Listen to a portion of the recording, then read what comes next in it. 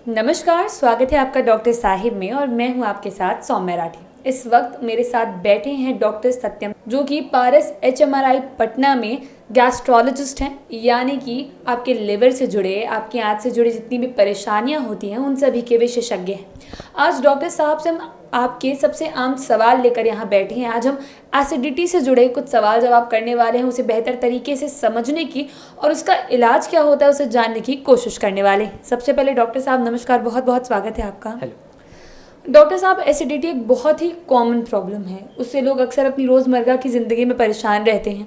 तो ऐसे में मैं ये जानना चाहूँगी कि एसिडिटी होने के कारण क्या हैं। एक्चुअली एसिडिटी जो होती है इट इज़ अ डिस्कम्फर्ट जो हम फील करते हैं अपने स्टमक के अंदर। ये बेसिकली इसको इंग्लिश में गैस्ट्राइटिस कहते हैं। और इसके जो कारण होते हैं उसका मुख्य कारण होता है एक इन्फेक्शन, बैक्टीरिया का इन्फेक्शन जिसको एच पैरोली इन्फेक्शन कहा जाता है। बहुत बार दर्द की दवाइयाँ लेने के चलते गैस्ट्राइटिस आती है।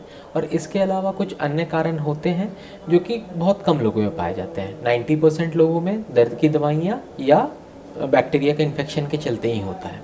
जी, तो मतलब ये कि नॉर्मल दर्द के लिए, यानी कि जो पेन किलर्स लोग खाते हैं उसकी वजह से एसिडिटी की प्रॉब्लम हो सकती है। हाँ जी, एक वो कारण है और दूसरा है गंदे पानी पीने के चलते बैक्टीरिया का एक इन्फेक्शन होता है जो एच पैलोरी का इन्फेक्शन करते हैं।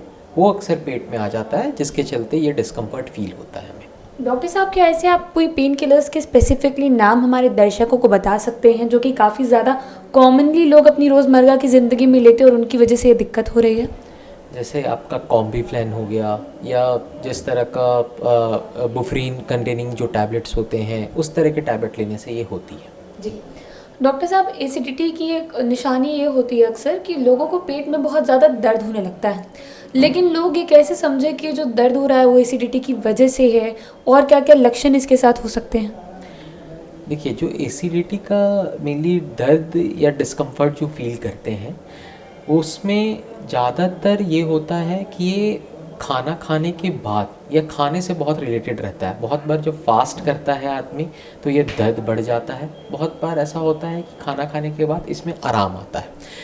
कुछ मरीज़ों में खाना खाने के बाद दर्द बढ़ भी सकता है, बट ज़्यादातरों में ये होता है खाना खाने के बाद आराम आता है। ये इसकी सबसे बड़ी पहचान है कि इस दर्द का रिलेशन खाने के साथ रहता है। और दूसरा, जब ज़्यादा देर तक फास्टिंग होता है या ज़्यादा देर तक खाने में गड़बड़ी आती है तब इसकी दर्द बढ़ती है। ये एक साइन है।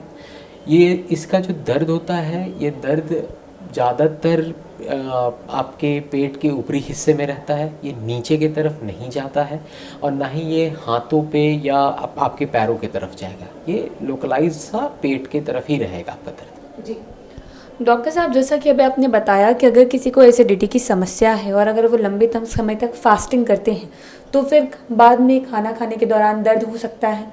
तो ऐसे में जिन लोगों को एसिडिटी बहुत ज़्यादा फ्रीक्वेंटली रहती है उनको फास्टिंग को लेकर, व्रत रखने को लेकर आप क्या सजेस्ट करेंगे कि ये करना चाहिए या फिर नहीं करना चाहिए? देखिए, जिन्हें एसिडिटी की दिक्कत है और जिन्हें प्रूवन है कि ये बैक्टीरिया या दवाइयों के चलते हो रहा है उन्हें अवॉइड करना चाहिए। एसिडिटी का ग्रेडिंग मेनली इंडोस्कोपी के थ्रू किया जाता है। अगर सिंपल इन्फेक्शन है, बहुत माइल्ड है तो वो ये कर सकते हैं, बट अगर सीवियर के तरफ में है तो ये अवॉइड करना चाहिए उन्हें। जी, डॉक्टर साहब, एसिडिटी के लिए बहुत सारी जो चीज़ें हम मार्केट में अवेलेबल हैं, चाहे आप इनो की बात करें या फिर और भी कई ऐसे सारे टैबलेट्स आते हैं जिन्हें कहते हैं कि 5 से 7 सेकंड में अब आपका जो दर्द है वो ख़त्म हो जाता है, प्रॉब्लम सॉल्व हो जाती है। तो ये चीज़ें क्या सही होती है? लॉन्ग टर्म के लिए कोई साइड इफ़ेक्ट्स नहीं है? देखिए, ये जो इनो या इस तरह का जो चीज़ें होती है ना वो रिफ्लेक्स के थ्रू पे काम करता है। जो रिफ्लेक्स आता है एसिड का पाइप के अंदर, हमारे फूड पाइप के अंदर, वो उस पे काम करता है। जनरली 1-2 बार लेने से इसे कोई बहुत साइड इफ़ेक्ट नहीं होते हैं। लंबे समय तक अवॉइड करना चाहिए। अगर लंबे समय तक अवॉइड ना किया जाए तो ये एसिडिटी को और कितना बढ़ा सकते हैं? अगर कोई बहुत फ्रीक्वेंटली किसी को आदत हो गई है कि थोड़ा सा डिस्कम्फर्ट हुआ और ऐसा कोई मेडिसिन ले लिया तो वो कितना खतरनाक हो सकता है? देखिए, अगर आपको दिक्कत लंबे समय तक हो रहा है तो इसे इग्नोर ना करें, ठीक है? ये छुपे हुए कैंसर का भी निशानी हो सकता है।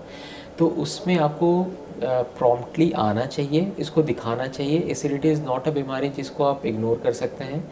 अगर लंबे समय तक दिक्कत है तो एक बार एंडोस्कोपी उसकी करानी चाहिए और ये चीज़ देखना चाहिए कि उसके अंदर कोई कुछ और है या कोई ग्रोथ या इस तरह की चीज़ें ना हो रही हों जिसके चलते ये दिक्कत बनी हुई है।